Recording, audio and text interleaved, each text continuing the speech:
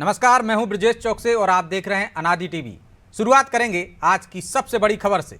कमलनाथ दिल्ली पहुंच गए हैं अपने बेटे नकुलनाथ के साथ। नकुलनाथ और कमलनाथ दिल्ली रवाना हो गए हैं। दिल्ली पहुंच चुके हैं। छिंदवाड़ा दौरा रद्द कर दिया है कमलनाथ ने अपना। कमलनाथ के बीजेपी में शामिल होने की अटकलों को लगातार बल मिल रहा है। बीजेपी नेताओं से दिल्ली में मुलाकात करेंगे कमलनाथ। दिल्ली पहुंच चुके हैं कमलनाथ और नकुलनाथ।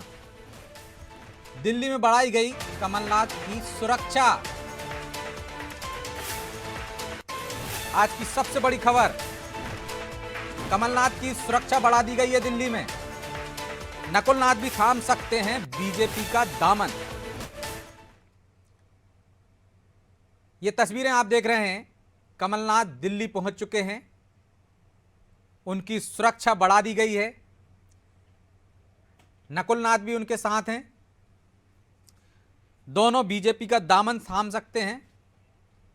उनके दिल्ली पहुंचते ही कमलनाथ के करीबियों ने अपने मोबाइल बंद कर लिए हैं। सज्जन सिंह वर्मा और सुखदेव पांसे का भी फोन बंद आ रहा है। सज्जन सिंह वर्मा ने अपने ट्विटर हैंडल पे बायो को हटा दिया है। कांग्रेस हटा दिया गया है उन्होंने।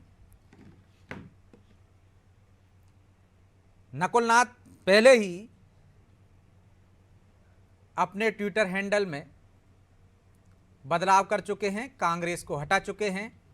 उसी तरह से कमलनाथ के सबसे करीबी पूर्व मंत्री सज्जन सिंह वर्मा ने भी अपने ट्विटर हैंडल एक्स से कांग्रेस शब्द को हटा दिया है।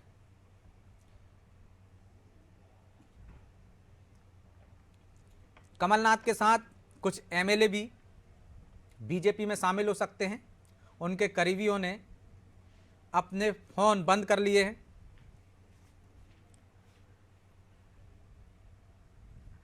दिल्ली पहुंचते ही कमलनाथ की सुरक्षा बढ़ा दी गई है।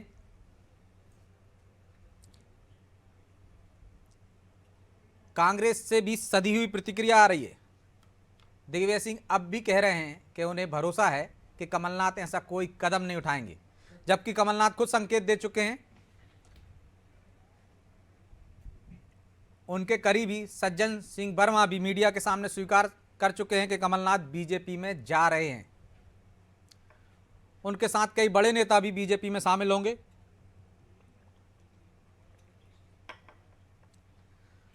मध्य प्रदेश की सियासत में एक बार फिर भूचाल आया है। 4 साल बाद मार्च में इसी तरह से ज्योतिरादित्य सिंधिया ने कांग्रेस छोड़कर बीजेपी का दामन थामा था और अब 4 साल बाद वही लोटस कमल की वापसी हो रही है। कमलनाथ के साथ उनके करीबी विधायक, विश्वस्त भरोसेमंद कांग्रेस नेता बीजेपी में शामिल हो सकते हैं।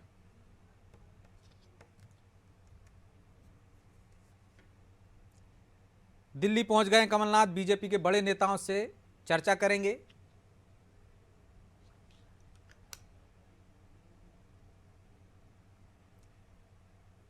हम लगातार कमलनाथ के करीबियों से संपर्क करने की कोशिश कर रहे हैं।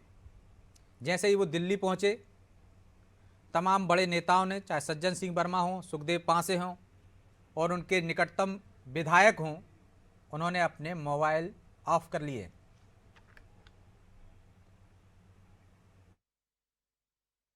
सांसद रह चुके हैं कमलनाथ। दिग्गज नेताओं में गिनती होती है उनकी। सोनिया गांधी के करीबी थे।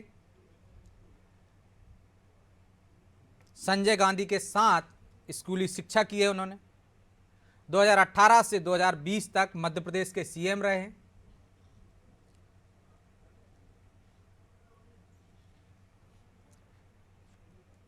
चलिए इसी को और समझने की कोशिश करते हैं। हमारे सहयोगी प्रभु पटेरिया हमारे साथ जुड़ गए हैं। प्रभु जी, बड़ी खबर। अब तक अटकलें थी, लेकिन अब लगभग एक तरह से मोहर लग चुकी है। कमलनाथ ने संकेत दे दिए, उनके करीबी सज्जन सिंह वर्मा भी कह चुके हैं, और जिस तरह से एक्स पर उन्होंने कांग्रेस को हटाया, चाहे नकुलनाथ हो, सज्जन सिंह वर्मा हो, उनके करीबियों ने, क्या संकेत है? साफ जल्द ही कमलनाथ बीजेपी में दिखाई देंगे। बिल्कुल ब्रजेश जी, जो संकेत दिख रहे हैं वो ये बता रहे हैं कि जिनके नाम में कमल लगा हुआ है वो कमल वाली पार्टी के होने जा रहे हैं, और बिल्कुल ये संकेत साफ दिखाई दे रहे हैं। और बिल्कुल जैसा आपने कहा कि 2020 के मार्च महीने में जो हुआ था कि ज्योतिरादित्य सिंधिया ऐसे ही नाना करते हुए बीजेपी में चले गए, तो उनके साथ 22 एमएलए और तमाम बहुत सारे लोग जो है बीजेपी में कांग्रेस छोड़कर चले गए थे। वही स्थिति यहाँ पर बनती हुई दिखाई दे रही है। तो निश्चित तौर पर एक बड़ा बदलाव यहाँ पर जो है मध्य प्रदेश की सियासत में होने जा रहा है। कमलनाथ वो जो कांग्रेस का पर्याय माने जाते थे, कमलनाथ वो जिनको इंदिरा गांधी का तीसरा पुत्र कहा जाता था, कमलनाथ वो जो गांधी परिवार के हर संकट के मौके पर सबसे आगे खड़े रहते थे, कमलनाथ वो जो संसद में यूपीए की जब सरकार थी तो फ्लोर मैनेजमेंट किया करते थे कांग्रेस के पक्ष में, वो कमलनाथ जो तमाम राजनीतिक दलों के बीच संतुलन साधने की कोशिश करते थे, वो कमलनाथ जो कांग्रेस के लिए हमेशा प्राण प्रण से जुटे रहे। और मध्य प्रदेश में जब 15 साल तक बीजेपी की सरकार थी, उसको कांग्रेस हटा नहीं पा रही थी, बार बार अध्यक्ष बदल के, बार बार तमाम कोशिशों के बाद, तो वो टास्क कमलनाथ ने लिया था अपने ऊपर कि मैं मध्य प्रदेश जाकर मध्य प्रदेश में कांग्रेस की सरकार बनाऊंगा। और 2018 में उनने वो अपने उस टास्क को पूरा भी किया, मध्य प्रदेश में कांग्रेस की सरकार भी उनने बनाकर दी थी। ये बात अलग है कि 15 महीने तक ही वो सरकार चल पाई। और वही कमलनाथ अब बीजेपी छोड़कर उस पार्टी में जा रहे हैं जिसको वो पानी पीकर और बिना पानी पिए भी कोसते रहे। उनके पुत्र भी लगभग वही स्थिति में थे, वो भी कांग्रेस को तमाम की पक्ष में बीजेपी को कोसते रहे। बीजेपी के तमाम नेताओं के लिए भी निशाने पर यदि दिग्विजय सिंह है मध्य प्रदेश में, तो दूसरे नेता थे कमलनाथ। तो निश्चित तौर पर वो कमलनाथ एक बड़ी शख्सियत हैं जिनका बीजेपी में शामिल होना बीजेपी के लिए तो फायदेमंद है ही। बीजेपी को लोकसभा चुनाव में मध्य प्रदेश में जो असर दिखाना, चूंकि एक सीट ही छिंदवाड़ा कांग्रेस के पास है, वो बीजेपी के बैनर पर हो सकता है नकुल नाथ लड़ लें, तो वो एक सीट उनके पास आ जाएगी। मध्य प्रदेश की 29% जो टारगेट है उनका वो पूरा हो जाएगा कि 29 की 29 सीट यहाँ जीत जाएंगे। लेकिन एक बड़ा संदेश पूरे देश में बीजेपी इसके जरिए देने जा रही है। जिस तरीके से महाराष्ट्र के पूर्व मुख्यमंत्री अशोक चौहान को उन्होंने लिया, मध्य प्रदेश के पूर्व मुख्यमंत्री और बड़े नेता कमलनाथ को बीजेपी में जाते हुए दिखाई दे रहे हैं, तो निश्चित तौर पर पूरे देश की राजनीति में जो इंडिया गठबंधन जो मजबूती से खड़ा हुआ दिखाई दे रहा था एनडीए के सामने, उसको छिन्न भिन्न करने का जो बीजेपी का जो पूरा एक रणनीति थी वो काफी हद तक सफल हो गई। इससे ये साबित होता है। ब्रजेश, लगातार हम संपर्क कर रहे हैं कमलनाथ के करीबी विधायकों से। सिद्धार्थ कुशवाहा ने भी अपना मोबाइल बंद कर लिया है, मुरैना से दिनेश गुर्जर हैं, उन्होंने भी मोबाइल बंद कर लिया है। तो माना जा रहा है प्रभु जी कि कमलनाथ अकेले नहीं जा रहे हैं या नकुलनाथ बेटे के साथ नहीं जा रहे हैं, बड़ी संख्या में कांग्रेस के नेता, कांग्रेस के विधायक बीजेपी में शामिल होंगे। तो इससे मध्य प्रदेश की सियासत पर क्या असर पड़ेगा? यदि कांग्रेस के विधायक जाते हैं तो निश्चित तौर पर उपचुनाव होंगे, तो आप इसे कैसे देखते हैं कि एक बार फिर एक छत्रप जा रहे हैं? तो कांग्रेस के जो खेवन हार थे मध्य प्रदेश में, कहा जाता था कि मध्य प्रदेश कांग्रेस को संचालित ही कमलनाथ कर रहे हैं। एक और ऐसा बड़ा पेड़ जो यदि टूट जाता है या वहां से उखड़ के दूसरे पाले में चला जाता है तो फिर क्या हालात होंगे? क्योंकि बड़े नेताओं से आज ही दिल्ली में उनकी मुलाकात भी हो सकती है, ऐसी संभावना जता रहे। देखिए, यदि कांग्रेस को रिवाइवल करना है तो उसके लिए भी ये मौका हो सकता है कि जो आपकी जो फसल है, जैसे गन्ने की फसल होती है कि आपने एक बार गन्ना बो दिया, 3 साल तक काट लिया, उसके बाद फिर वो उस मात्रा में यील्ड नहीं देता है तो उसको पूरा उखाड़ कर फिर नई फसल लगानी होती है।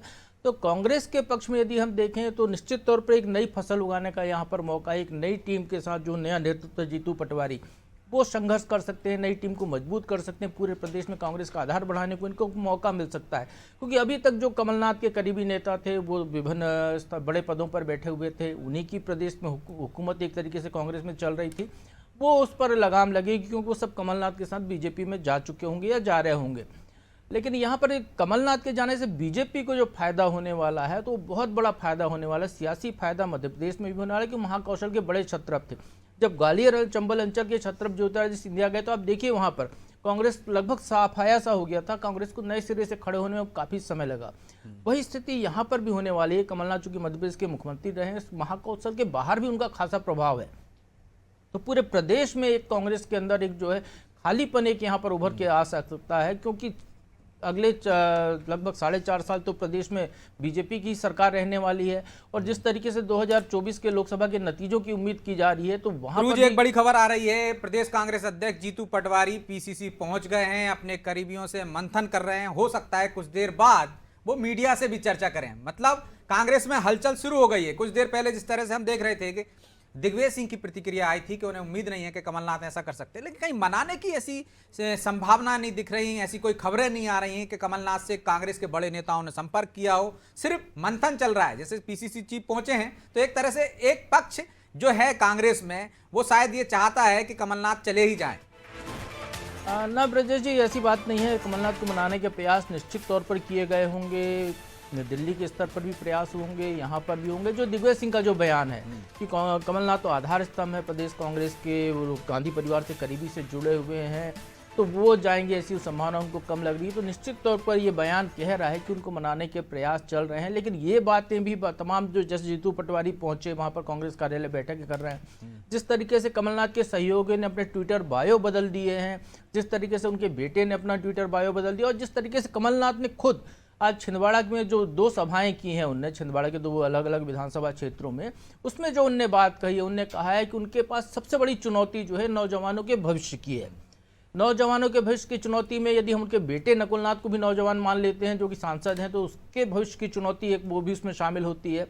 उसके बाद दूसरी बात उन्होंने ये कही है कि नए विकास के लिए, अब उन्होंने विकास की बात नहीं की है सिर्फ, अभी तक नेता जो है बात करते थे विकास की बात करते थे, अब वो नए तरीके के विकास की बात कर रहे हैं कमलनाथ। तो नए तरीके का विकास कैसे हो सकता है? तो वो जब आप पार्टी बदल लें, नए दल के सजाएं, नए फ्लेवर में आए, नए कलेवर में आए, तो आप नए विकास की बात कर सकते हैं। तो कमलनाथ तो नए विकास की बात करें तो कमलनाथ भी संकेत दे रहे हैं कि वो अब रुकने वाले नहीं हैं। शायद यही वजह है कि उन्होंने अपने तमाम कार्यक्रम छोड़कर सीधे दिल्ली जाने का प्रोग्राम बनाया। वो दिल्ली, भोपाल होकर दिल्ली गए, लगातार वो मौके देते रहे, जिसको भी बात करनी है बात कर ले, जिसको भी समाधान ये लगता है कि वो यदि कमलनाथ को रोकने का प्रयास कर सकता है तो अपने प्रयास कर ले। लेकिन कमलनाथ ने मन अपना पक्का कर लिया है, वो कहीं भी रुकने की स्थिति में दिखाई नहीं दे रहे हैं ब्रजेश, जिस तरीके का वो भी जो घटनाक्रम दिखाई दे रहा है।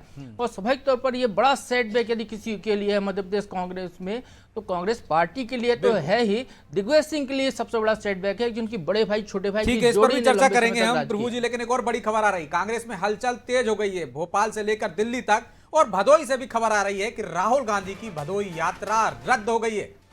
कांग्रेस के राष्ट्रीय सचिव राजेश तिवारी का बयान सामने आया है, जिसमें उन्होंने बताया कि राहुल गांधी की भदोई यात्रा रद्द हो गई है। अपरिहार्य कारणों से भदोई नहीं आएंगे राहुल।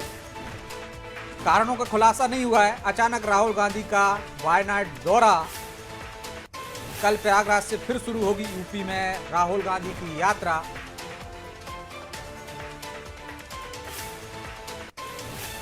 चलिए, तो प्रभु जी, जो आप कह रहे थे कि दिग्विजय सिंह के लिए भी एक झटका है, लेकिन उसका दूसरा पक्ष देखा जाए तो अब दिग्विजय सिंह इकलौते बड़े नेता कांग्रेस में बचे हैं।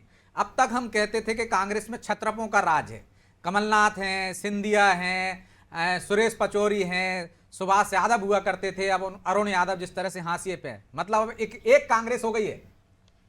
इसका फायदा भी कांग्रेस को हो सकता है दूसरे पक्ष से सोचे तो। जी, निश्चित तौर पर ब्रजेश, जैसे मैंने पहले कहा कि कांग्रेस के लिए रिवाइवल का मौका है, नई फसल बोने का मौका है, नई टीम के साथ नए तरीके से, नए जोश के साथ, नई उम्मीदों के साथ काम करने का मौका यहाँ पर दिख रहा है। क्योंकि नए लोग आएंगे तो उनको पद मिलेंगे, वो ज़्यादा मेहनत से काम करेंगे। और मध्य प्रदेश वो राज्य है जहाँ पर द्विदलीय व्यवस्था है, यहाँ पर बीजेपी का वोट प्रतिशत बढ़ता है तो उसी अनुपात में कांग्रेस का भी वोट प्रतिशत बढ़ता दिखाई देता है। तो इसलिए यहाँ पर संभावनाएं कांग्रेस के लिए हैं। जो भी नई टीम आएगी यदि मेहनत करेगी, सरकार की असफलताओं को जनता के सामने लाएगी, जनता के मुद्दे उठाएगी, लगातार सक्रिय रहेगी, तो यहाँ पर जो कमलनाथ स्थिति लेकर आए थे 2018 के चुनाव में, वो स्थिति आगे भी आ सकती है, इसमें कोई दो राय नहीं है। लेकिन मेहनत यहाँ पर खासी करनी होगी युवा टीम को। दूसरी बात जो है, कांग्रेस में यदि दिग्विजय सिंह की बात की जाए तो दिग्विजय सिंह कांग्रेस में अपने राजनीतिक कैरियर का वो दौर पार कर चुके हैं जहाँ पर उनको कोई पद की लालसा है। दिग्विजय सिंह ने पहले ही कह दिया था वो मुख्यमंत्री पद की रेस में नहीं है पिछले चुनाव के दौरान। लेकिन कांग्रेस से लेकर बीजेपी कहती रही है ना कि पद की लालसा दिग्विजय सिंह को नहीं है, लेकिन अपने बेटे को मुख्यमंत्री बिल्कुल बनना देखना चाहते हैं वो। कमलनाथ और दिग्विजय सिंह दोनों पर से यदि राहुल गांधी की नाराजगी की बात जो खुलकर सामने आई है तो उसकी मुख्य वजह यही है कि वो दोनों का जो पुत्र मोह है उससे कांग्रेस आला कमान खासा नाराज है। आप याद कीजिए जब लोकसभा चुनाव में 2019 के जो बैठक हुई थी, जो छनकर खबरें आई थी, तो उसमें भी यही निकल कर आया था कि जो है कमलनाथ ने जो नाराजगी जताई थी वो कमलनाथ के प्रति राहुल गांधी की नाराजगी यही थी कि उन्हें अपने बेटे को चुनाव जिताने के लिए प्रदेश में उतनी मेहनत नहीं की जैसी कि मेहनत कई कांग्रेस को जरूरत थी। क्योंकि 18 में बीजेपी की सरकार को हटाकर कांग्रेस की सरकार बनी थी मध्य प्रदेश में, पूरा माहौल मध्य प्रदेश में कांग्रेस के पक्ष में दिखाई दे रहा था। ऐसे में वो जोर नहीं लगा पाए थे, तो राहुल गांधी की नाराजगी वहाँ पर निश्चित तौर पर ये इसी बात को लेकर आई थी। वही हाल दिग्विजय सिंह को लेकर है कि दिग्विजय सिंह ने अपने बेटे को आगे बढ़ाने के लिए कांग्रेस को ताक पर रख दिया। तो ये जो पुत्र मोह वाला जो मामला है, ये दोनों बड़े नेताओं के कद के आगे आड़ा गया कहीं ना कहीं कांग्रेस की राजनीति में, जो आला कमान के स्तर पर है। तो उसका खामियाजा यहाँ पर भुगतना कमलनाथ को पड़ा और शायद इसीलिए उनको, उनकी सूचना के बावजूद उनको प्रदेश अध्यक्ष पद से हटाया गया। वो हालांकि वो चाहते थे, क्योंकि वो बार बार कह रहे थे कि मैं दिल्ली की राजनीति नहीं करूंगा, मैं मध्य प्रदेश में रहूंगा, मध्य प्रदेश की सेवा करूंगा, मध्य प्रदेश की राजनीति करूंगा। तो उसके बावजूद उनको प्रदेश अध्यक्ष पद से हटा दिया, पर शायद बगैर सहमति लिए हटाया था, शायद एक वो नाराजगी उनको थी। और अब जो दूसरा उनको एक जो पुत्र मुंह में ही उनको दिख रहा है कि यदि वो बीजेपी का साथ नहीं लेते हैं तो नकुलनाथ का राजनीतिक करियर भी दांव पर लगता हुआ दिखाई देता है, क्योंकि बीजेपी ने छिंदवाड़ों को अपने टास्क पर लेकर रखा हुआ है। 28 सीटें लोकसभा की मध्य प्रदेश की बीजेपी के पास है, केवल एक सीट वो पिछले चुनाव में नहीं जीत पाई थी, जो लंबे समय से नहीं जीत रही। एक और बड़ी खबर आ गई है प्रभु जी, जीतू पटवारी ने प्रेस कॉन्फ्रेंस में कहा है कि गांधी परिवार, और जो कमलनाथ खुद कहते थे कमलनाथ का डीएनए एक ही है, तीसरे बेटे हैं, ये खबरें जो आ रही हैं मीडिया में जो निराधार हैं, इनका कोई वो नहीं है कमलनाथ जी के बीजेपी में जाने का। इसे कैसे देखते हैं आप? अभी भी लास्ट टाइम तक ऐसा कहने के पीछे, इसके बयान के पीछे क्या मायने निकाले जा सकते हैं? एक उम्मीद की किरण कहीं ना कहीं दिखाई दे रही है, क्योंकि जब तक सामने वाला पार्टी में शामिल नहीं हो जाता, सदस्यता नहीं ले लेता, तब तक आपके पास उसको रोकने का एक कारण है, आपके पास एक संभावना दिखाई देती है। शायद वही संभावना यहाँ पर दिखाई दे रही है। हालांकि वो दिन समय जैसे जैसे गुजरता जा रहा है, वो संभावना क्षीण होती जा रही है, क्योंकि कमलनाथ भोपाल से छिंदवाड़ा और छिंदवाड़ा से अब दिल्ली पहुंच चुके हैं। उस दिल्ली में पहुंच चुके हैं जहां पूरी बीजेपी, देश भर की बीजेपी मौजूद है, जहां पर बीजेपी का राष्ट्रीय अधिवेशन चल रहा है, जहां पर प्रधानमंत्री नरेंद्र मोदी से लेके बीजेपी के आम कार्यकर्ता तक। राष्ट्रीय अधिवेशन के अंतिम दिन कमलनाथ सदस्यता ले सकते हैं, लेकिन एक मनोवैज्ञानिक तरीके से भी दबाव बनाने की कोशिश हो रही है। जीतू पटवारी कह रहे हैं इंदिरा गांधी के तीसरे बेटे हैं और बेटा कभी पार्टी नहीं छोड़ता है, लेकिन इसके लिए देखें तो संजय गांधी की पत्नी भी तो जा चुकी है। लेकिन ये मनोवैज्ञानिक की एक तरह से मैं दबाव समझ रहा हूं इसको। देखिए, उनका प्रयास है, अपने जो प्रयास है उसको बचाने का ये है। कांग्रेस में जो लोग हैं उनको संभालने की कोशिश के तौर पर इसको प्रदेश अध्यक्ष का देखा जा सकता है। और ठीकरा भी प्रदेश अध्यक्ष पे ही फूटेगा ना, निश्चित तौर पर प्रदेश अध्यक्ष पर ठीकरा फूटेगा, लेकिन उसके लिए जिम्मेदार कौन होगा? उसके लिए आलाकमान जिम्मेदार होगा, जिसने कमलनाथ को प्रदेश अध्यक्ष पद से हटाया। कमलनाथ के प्रदेश अध्यक्ष पद से हटने के कारण ही सज्जन सिंह वर्मा नाराज हुए होंगे, जो उनका ट्विटर बायो बदल रहे हैं। बाकी जो कमलनाथ समर्थक विधायक हैं, कहीं ना कहीं उनमें भी नाराजगी का भाव आया होगा कि उनके जो साहब हैं उनको हटा दिया बगैर जानकारी के, बगैर उनकी सहमति लिए हुए, क्योंकि वो तो उन्हीं के भरोसे पर राजनीति कर रहे थे। क्योंकि कमलनाथ जो राजनीति कर रहे थे वो परिवार भाव की राजनीति कर रहे थे। वो परिवार की मुखिया की तरह अपने फैसले सुनाते थे। उन्होंने कहा कि छिंदवाड़ा जिले के टिकट उनके बेटे नकुलनाथ बांटेंगे, तो नकुलनाथ ने जो टिकट बांटे वही बीजेपी कांग्रेस की जो प्रत्याशियों की सूची आई उसमें वो नाम शामिल रहे। उन्होंने कहा कि छिंदवाड़ा का लोकसभा का चुनाव नकुलनाथ लड़ेंगे। कमलनाथ ने ये नहीं कहा था कांग्रेस से लड़ेंगे, बिल्कुल। नकुलनाथ ने पहले कहा नकुलनाथ लड़ेंगे, कमलनाथ ने कहा, नकुलनाथ ने कहा कि हाँ मैं छिंदवाड़ा से चुनाव लड़ूंगा। अब वो चाहे बीजेपी से लड़े चाहे कांग्रेस से लड़े, वो स्थितियां बनती हुई दिखाई दे रही हैं कि नकुलनाथ ही लड़ेंगे वहां पर। तो कहीं ना कहीं ये ऐसे कारण हैं, और जो एक आला कमान से उनकी जो दूरी दिन ब दिन बढ़ती जा रही है, इसमें एक जनरेशन गैप भी बहुत बड़ा कारण हो सकता है, क्योंकि सोनिया गांधी सक्रिय कांग्रेस की राजनीति से धीरे धीरे कम होती जा रही हैं। खड़गे, मल्लिकार्जुन खड़गे राष्ट्रीय अध्यक्ष बन गए, उस समय भी कमलनाथ का नाम आया था। कमलनाथ के बाद मना करने के बाद दिग्विजय सिंह का नाम आया। दिग्विजय सिंह जब अध्यक्ष के लिए फॉर्म भरने की तैयारी कर रहे थे तो कमलनाथ ने यहाँ पर मीडिया में बयान दे दिया कि दिग्विजय सिंह अध्यक्ष नहीं बनेंगे, और उसके बाद खड़गे अध्यक्ष बन गए। तो कहीं ना कहीं कमलनाथ को ये लगता है कि उन्हें तो प्रदेश की राजनीति का विकल्प चुना था, इसके जरिए वो दिल्ली को भी अपने हाथ में रखना चाह रहे थे, कंट्रोल में। लेकिन राहुल गांधी या प्रियंका गांधी या कांग्रेस आला कमान ने वो स्थितियां ही नहीं बनने दी, उनको पता ही नहीं चला। लेकिन एक और सवाल उठता है, या सवाल भविष्य में हो सकता है कि कमलनाथ जो कद यहाँ पर था उनका कांग्रेस में, बीजेपी में जाते हैं तो बीजेपी में उनकी क्या भूमिका होती है? ज्योतिरादित्य सिंधिया गए तो हमने देखा केंद्र में मंत्री बन गए। कमलनाथ जैसा बड़ा चेहरा जाता है तो उनकी भूमिका क्या होगी और उनके बेटे की भूमिका क्या होगी? क्योंकि यहाँ पर तो वो बेटे को सीएम बनाने का सपना देख रहे थे, वो सपना तो कम से कम बीजेपी में साकार नहीं हो सकता। देखिए फिलहाल तो अभी वो उनको जो उनके उद्योगपति भी हैं, शायद उनके उद्योग धंधों का भी असर पड़ रहा है। और अभी ताज़ा घटनाक्रम जो हुआ है कि कांग्रेस के अकाउंट तक सीज कर दिया गया, इनकम टैक्स विभाग ने नोटिस दिया, तो खर्चा चलाने की स्थिति नहीं है। जिस तरीके से कांग्रेस के राष्ट्रीय कोषाध्यक्ष का बयान आया था कि उनको तो बिजली के बिल चुकाने के लिए भी पैसे नहीं बचे हैं क्योंकि उनके अकाउंट्स फ्रीज कर दिए गए हैं। तो यदि ऐसी स्थिति वहां पर दिखाई दे रही है तो निश्चित तौर पर कमलनाथ को वहां पर कोई संभावना दिख नहीं रही होगी, कोई भविष्य नहीं दिख रहा होगा। हो सकता है ईडी सीबीआई का डर भी सता रहा होगा, क्योंकि जिस तरीके से वो पीछे पड़ रही है तमाम नेताओं के, विपक्षी नेताओं के, तो दबाव, प्रभाव, लुभाव, हर तरीके से आकर्षित करने का जो एक दौर चल रहा है बीजेपी की तरफ लाने का, तो कहीं ना कहीं शायद ये एक भय कमलनाथ को हो जो उनको बीजेपी की तरफ खींच कर ले गया। कि अशोक चव्हाण जैसा नेता जिस पर कि बीजेपी आदर्श सोसाइटी घोटाले के आरोप लगा रही थी, उस घोटाले की जांच चल रही है, उनके खिलाफ देवेंद्र फडणवीस बार बार इस बात को लेकर उठाते रहे हैं और वही व्यक्ति बीजेपी में आ गया। तो ऐसे बीजेपी में जो आने के बाद जिनके जो जांचें हैं, चाहे पश्चिम बंगाल से लेकर कहीं पर भी देख लीजिए, हेमंत बिस्वा शर्मा का नाम देख लीजिए, उनके खिलाफ जो आरोप लगे थे या जो जांचें चल रही थी वो बंद हो गई हैं। तो शायद वही स्थिति कमलनाथ को दिख रही है कि वो उनको यदि उनके उद्योग धंधे सुरक्षित रखने हैं, उनको अपना व्यापार सुरक्षित रखना है, उनको अपना राजनीतिक कैरियर सुरक्षित रखना है, उनको अपने बेटे का भविष्य सुरक्षित रखना है, तो उनके लिए यही विकल्प दिख रहा है बीजेपी। क्योंकि अभी भी जो है 2024 के जो चुनाव भी 2 महीने बाद होने वाले हैं, उसमें भी सरकार तो बीजेपी की बनती हुई दिखाई दे रही है कि नरेंद्र मोदी ने 370 सीटों का तो बीजेपी का टारगेट दे दिया, 400 पार का एनडीए का टारगेट दे रखा है। कांग्रेस ने जो इंडिया गठबंधन में थे, तो इंडिया गठबंधन के जो संयोजक बनने वाले थे, जिनका पूरा ये खाका खींचा, वही एनडीए में चले गए, तो वहां पर भी कोई संभावना नहीं दिख रही है। फारूक अब्दुल्ला कह रहे हैं कि हम अलग चुनाव लड़ेंगे।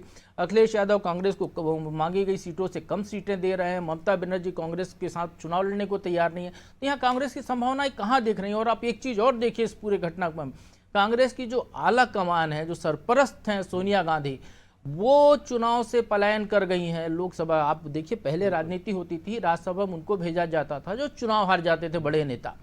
कोई नेता राज्यसभा में जाने के बजाय पब्लिक से चुनकर आना ज़्यादा पसंद करता था, लोकसभा से जीत कर आना पसंद करता था, क्योंकि उसको बड़ा नेता माना जाता था। जब तो क्या एक राज्यसभा की सीट भी एक कारण हो सकती है? मध्य प्रदेश में जिस तरह से कमलनाथ ने भोज दिया था, साइन कराए थे, सोनिया गांधी से मुलाकात हुई थी और एक चर्चा थी कि कमलनाथ भी राज्यसभा जा सकते हैं, क्या वैसा ही हुआ? जैसे ज्योतिरादित्य सिंधिया राज्यसभा जाना चाहते थे, नहीं भेजा गया, कमलनाथ के साथ भी वैसा ही हुआ। वो हो सकता है वो ये चाहते हो पार्टी आला कमान से कि उनको राज्यसभा भेज दिया जाए और बेटे को वो उनकी जगह पे चुनाव लड़ा दिया जाए, ताकि वो अपनी सुरक्षित जो उनका छत्रप का वो है एक तमगा या जो कहें उनका लोकप्रियता है, उसको बरकरार रखना चाहते थे, क्योंकि लोकसभा में उम्मीद कम नजर आ रही थी। अब देखिए, कमलनाथ 40 साल से राजनीति कर रहे हैं, युवावस्था से राजनीति कर रहे हैं, 9 बार के सांसद रहे, देश में सबसे लंबे समय तक सांसद रहने का रिकॉर्ड उनके पास रहा है। तो निश्चित तौर पर वो ऐसे नेता हैं जो राजनीति के बिना नहीं रह सकते, सक्रिय राजनीति उनको जरूरी है। अब वो मध्य प्रदेश में पूर्व मुख्यमंत्री की हैसियत से जीतू पटवारी प्रदेश अध्यक्ष हैं, तो संगठन में, कांग्रेस संगठन में वो कोई निर्णय नहीं ले सकते, कोई दखल नहीं दे सकते। विधानसभा में उमंग सिंघार नेता प्रतिपक्ष है, वहां पर वो कोई दखल नहीं दे सकते। तो ऐसे में उनके लिए वो सुरक्षित विकल्प यदि कोई दिख रहा था उनको, तो निश्चित तौर पर राज्यसभा का विकल्प दिख रहा था। इसी की वजह से उनने जो है अब इसके लिए तैयारियां की थी और एक भोज भी दिया था। और ये बताया जाता है कि 20-22 कांग्रेस विधायक वो कमलनाथ के पक्ष में बिल्कुल खड़े हुए थे, लेकिन आला कमान ने उनको जगह ग्वालियर से भेज दिया कैंडिडेट। तो ऐसी स्थिति में कमलनाथ के लिए निश्चित तौर पर कांग्रेस में अब राजनीति के तौर पर कोई जगह नहीं बची थी कि वो कहीं पर अपना प्रभाव के अनुसार राजनीति कर सके। वो छिंदवाड़ा में भी उतनी सक्रियता से राजनीति नहीं कर सकते, क्योंकि सांसद नकुल नाथ हैं वहां पर, उनके अपने बेटे के हित पर ही आड़े आएंगे वो।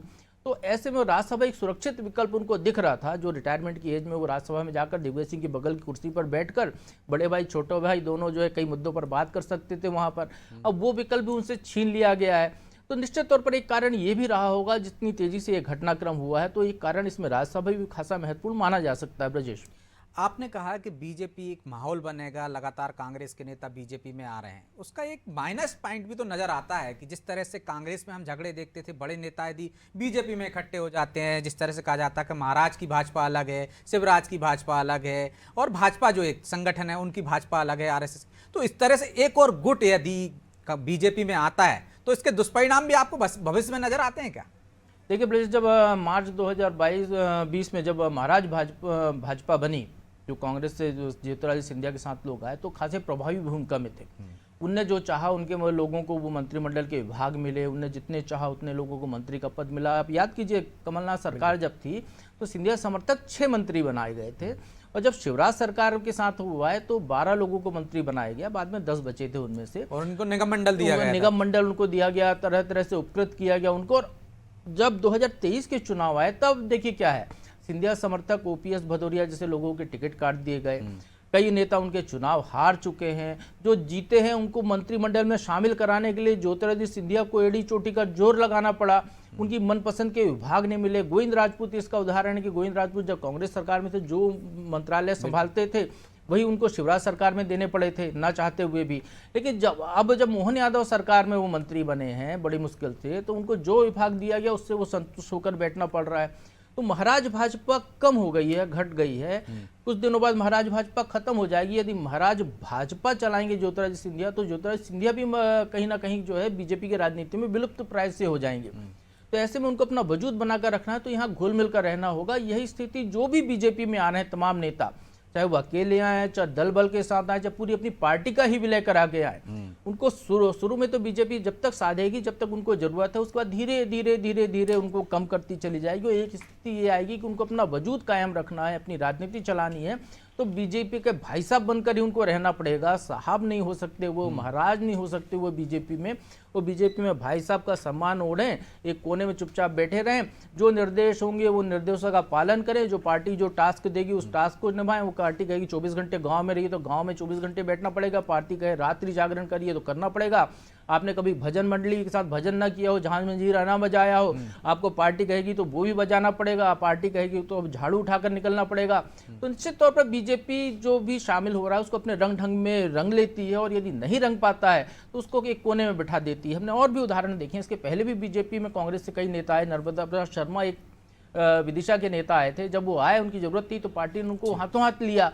आज कहाँ है वो? तो बीजेपी में आने के बाद यदि आप बीजेपी में अपना छत्रपना दिखाते हैं या अपना वजूद अलग रखना चाहते हैं तो आप बीजेपी में सर्वाइव नहीं कर सकते हैं। आपको बीजेपी के डीएनए में घुलना मिलना ही पड़ेगा। ये बीजेपी की अपनी ताकत है, उनकी एक विशेषता है, वो खुद ही खत्म कर देते हैं। शरीर का जो खराब अंग होता है उसको काट दिया जाता है, लगभग उस तरीके की स्थिति कर देते हैं वो। तो यहाँ पर तो आने के बाद आना आसान है और यहाँ से निकलना खासा मुश्किल है। ये ट्रैप की तरह बीजेपी पार्टी बन गई है जो बाहर से आने वाले। और जिस तरह से ज्योतिरादित्य सिंधिया बोलते हैं दूध में शक्कर घुल जाती है, वैसे ही घुलना भी जरूरी होता है बीजेपी में। एक बड़ा बयान आ गया है पीसीसी चीफ जीतू पटवारी का, चलो सुनवा देते दर्शकों को कि वो कमलनाथ का पक्ष ले रहे हैं कि वो नहीं जा सकते हैं। क्या कुछ कह रहे हैं सुनिए जरा। जीतू पटवारी ने कहा है ये अफवाह है, सोशल मीडिया पर चल रही खबरें पूरी तरह से गलत हैं।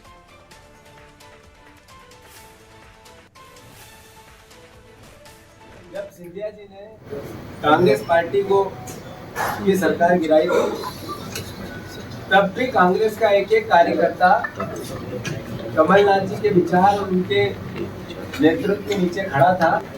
एक एक उस समय मेरे जैसे कई परिवार के साथी हर तरीके से कंधे से कंधा मिलाकर कमलनाथ जी के विचार को आत्मसात कर रहे हैं, कांग्रेस के विचार को आत्मसात कर रहे हैं।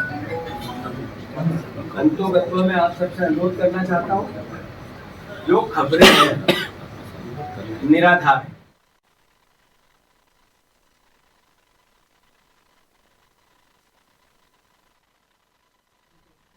कहलाते हैं सोशल मीडिया पर और मीडिया में चल रही खबरें निराधार हैं, कह रहे हैं जीतू पटवारी। जब सिंधिया जी ने, लेकिन जो आपने कहा था कि दूध में शक्कर की तरह, मैंने कहा था कि ज्योतिरादित्य सिंधिया ने कहा वैसा ही आपने कहा कि मिलना पड़ेगा, भाई साहब बन के रहना पड़ेगा, साहब नहीं बन सकते हैं।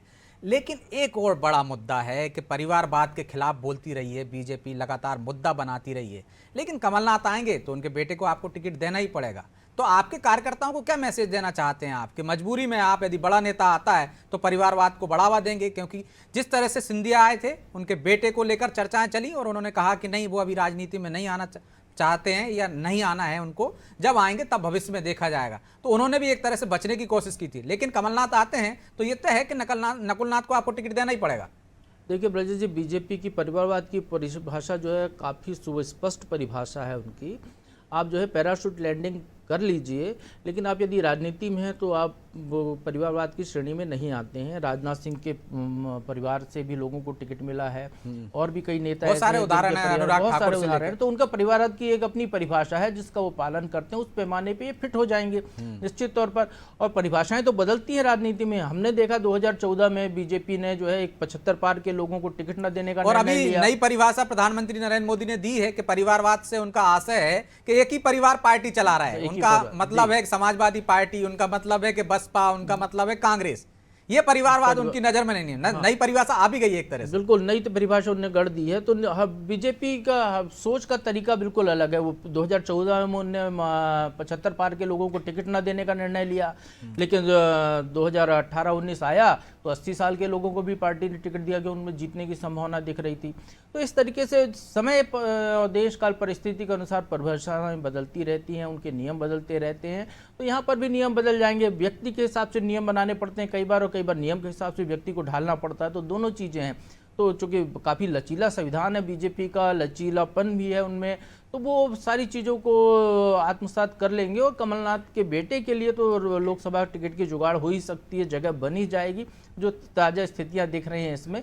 लेकिन जहां तक जो जीतू पटवारी का बयान है कि संजय गांधी के साथी हैं, इंदिरा गांधी के तीसरे पुत्र हैं, तो अब न तो इंदिरा गांधी हैं ना संजय गांधी रहे, न वो सम्मान कमलनाथ का उस गांधी परिवार में रहा जो सम्मान उनके दौर में हुआ करता था राहुल गांधी के पिताजी राजीव गांधी तक, या सोनिया गांधी जब पूरी तरह सक्रिय रही हैं तब तक।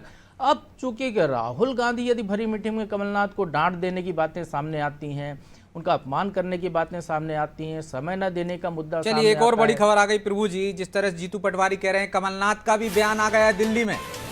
दिल्ली में पूर्व मुख्यमंत्री कमलनाथ ने कहा बीजेपी में शामिल होने की अटकलों पर बोले ऐसा कुछ हुआ तो सबसे पहले आपको बताऊंगा। मीडिया से बोले सबसे पहले आपको बताऊंगा, ऐसा कुछ हुआ तो। बीजेपी में शामिल होने की अटकलों पर कमलनाथ का यह जवाब आया, सुनिए।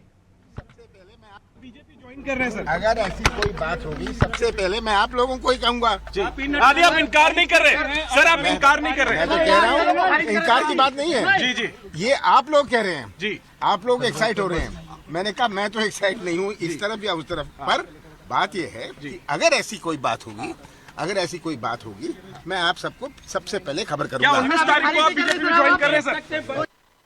चलिए कह रहे हैं सबसे पहले आपको खबर करूंगा, यानी मीडिया को सबसे पहले बताएंगे। लेकिन उन्होंने खारिज नहीं किया है प्रभु जी।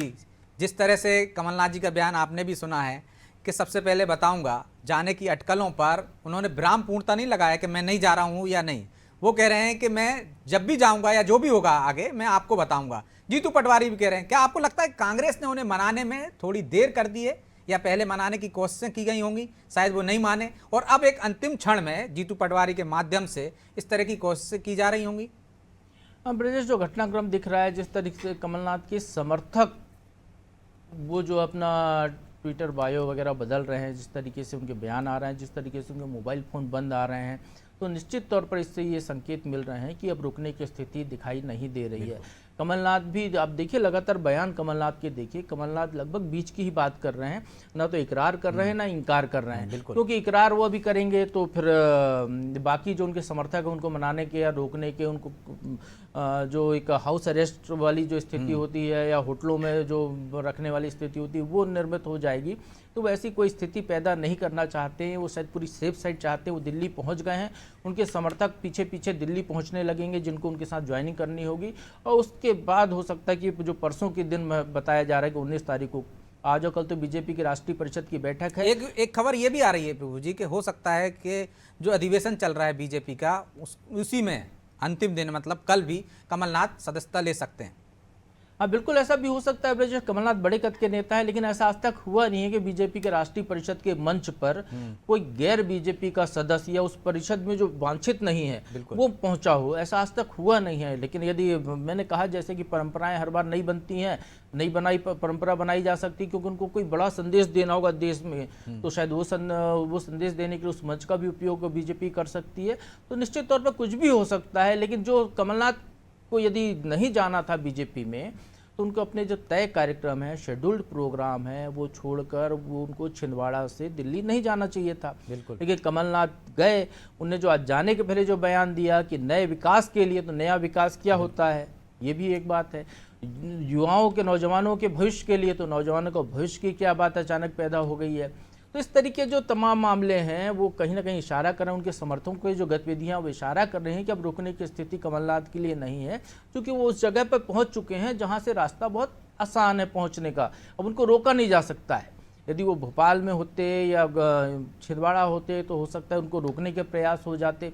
यदि आज सोचिए, आज यदि कांग्रेस की सरकार होती तो क्या कमलनाथ का हेलीकॉप्टर, यदि कमलनाथ जा रहे होते, आज जीतू पटवारी प्रदेश अध्यक्ष होते और मुख्यमंत्री कोई और होता कमलनाथ के अलावा, तो क्या कमलनाथ का हेलीकॉप्टर आज यहाँ से उड़ सकता था हवाई जहाज दिल्ली के लिए? लेकिन हमने तो देखा है प्रभु जी कि कमलनाथ सीएम रहते हुए उनके मंत्री उड़ गए, उनको पता नहीं चला। वो तो आपको लगता है विपक्ष में रहते हुए उनको पता चल रहा होगा कि हमारे कौन कौन से विधायक जा रहे हैं, या ऐसी कोई कोशिशें हो रही होंगी कि उन्हें हाउस अरेस्ट कर सकें, कहीं भेज सकें? ऐसी संभावनाएं आपको लग रही हैं कि अभी उस स्थिति में है कांग्रेस? देखिए, कमलनाथ तो निकल चुके हैं हाथ से, लगभग ऐसा दिख रहा है, लेकिन उनके समर्थकों को रोकने के प्रयास हो सकते हैं, निश्चित तौर पर हो सकते हैं, क्योंकि सिंधिया साथ जो गए थे उनका जो हश्र हुआ है, जो बाकी लोगों का जो चुनाव हार गए, जैसे इमरती देवी हैं, अब क्या है उनकी स्थिति? 2 चुनाव हार गई, आने के बाद उनको जिस निगम के अध्यक्ष पद पे थी वहाँ से हटा दिया गया, तमाम चीज़ों से दूर हो गई हैं। तो उस तरीके की स्थिति यदि सामने दिखाकर ये कि भविष्य आपका भी यही होने वाला है, तो हो सकता है भविष्य को देखकर कुछ लोग रुक जाएं। कांग्रेस में हो सकता है उनको संभावनाएं दिख जाएं कि जहाँ हैं वैसे ही रहें, पद पर हैं, महापौर हैं तो आज महापौर ही बने रहें, 5 साल तो राज करेंगे। यदि बीजेपी में चलेगा तो स्थिति खराब हो जाएगी। जो विधायक हैं यदि उपचुनाव क्या जीत पाएंगे, गारंटी है, क्योंकि जब 28 सीटों के जो उपचुनाव हुए थे, हमने देखा बीजेपी में जाने के बाद तमाम कांग्रेस के नेता गए थे, उनमें से भी 9 तो चुनाव हार ही गए थे उस समय भी। बिल्कुल। तो ये स्थिति भी निर्मित हो सकती है। तो स्वाभाविक तौर पर ये भय दिखाकर किसी तरीके से उनको रोकने के प्रयास किए जा रहे होंगे, तो निश्चित तौर पर वो प्रयास यहाँ पर जारी होंगे। कांग्रेस प्रयास नहीं छोड़ेगी, क्योंकि आप यदि एक व्यक्ति को भी रोक लेते तो आपकी बड़ी सफलता है। एक विधायक आपका रुक जाता है, 66 विधायक आपके हैं, यदि आपके 10-12 विधायक अभी जा रहे हैं तो संख्या और आपकी कम हो जाती है, ताकत सदन में घट जाएगी, आपकी जनता में प्रभाव आपका कम होने लगेगा। तो वो स्थिति से बचने के प्रयास यहाँ पर कांग्रेस की तरफ से निश्चित। तो आपको लगता है कि कांग्रेस में अभी ये भूमिका कौन निभा रहा होगा? क्या दिग्विजय सिंह के पास एक बार फिर वही भूमिका आएगी जिस तरह से हमने देखा कमलनाथ की सरकार बचाने के दौरान, कोशिश करने के दौरान उन्होंने वो भूमिका निभाई थी? कहीं संभावना नजर आ रही है, कहीं से कुछ खबरें आ रही हैं आपके पास इस तरह की? देखिए ब्रजेश, दिग्विजय सिंह भी कोशिश कर रहे हैं, जिस तरीके से उनका बयान आया है कमलनाथ को लेकर कि कमलनाथ संजय गांधी से जुड़े रहे और कांग्रेस के स्थापित मूल्यों पर जुड़े रहे, तो निश्चित तौर पर वो वहाँ भी प्रयास करेंगे, बाकी लोगों को भी रोकने का प्रयास करेंगे। दिग्विजय सिंह हैं कहाँ? दिग्विजय सिंह जबलपुर में है। जबलपुर कहाँ है? महाकौशल में है, जो कमलनाथ का गढ़ माना जाता है। कमलनाथ से जो जाने वाले हैं उनमें छिंदवाड़ा जिले की 7 विधायकों का नाम आ रहा है। जबलपुर से चुनाव हार चुके पूर्व नेताओं का नाम आ रहा है। तो जैसे तरुण भनोट जबलपुर से विधायक रहे हैं, मंत्री रहे, कमलनाथ के काफ़ी करीबी रहे हैं, तो उनका भी चर्चा हो सकती है। तो ऐसे लोगों को मनाने के प्रयास निश्चित तौर पर हो रहे होंगे। और कमलनाथ जब दिल्ली पहुंच चुके हैं तो दिग्विजय सिंह यहाँ मोर्चा कांग्रेस के पक्ष में संभाल कर बैठे होंगे, जीतू पटवारी भी रहेंगे, क्योंकि आपको अपने गढ़ बचाना है। जो बचा हुआ है, किला छोड़ चुके हो आप, आपके पास एक छोटा सा गढ़ बचा हुआ है, आप वो गढ़ बचाने में कह सकते हैं दिग्विजय सिंह फिर पुरानी भूमिका में आ गए हैं। अब वो इकलौते छत्रप बचेंगे। यदि कमलनाथ बीजेपी में शामिल हो जाते हैं तो उन पर महत्वपूर्ण जिम्मेदारियां हो जाती हैं। लेकिन अब सीधे आपको ले चलते हैं दिल्ली बीजेपी की राष्ट्रीय अधिवेशन में, जहां पर जेपी नड्डा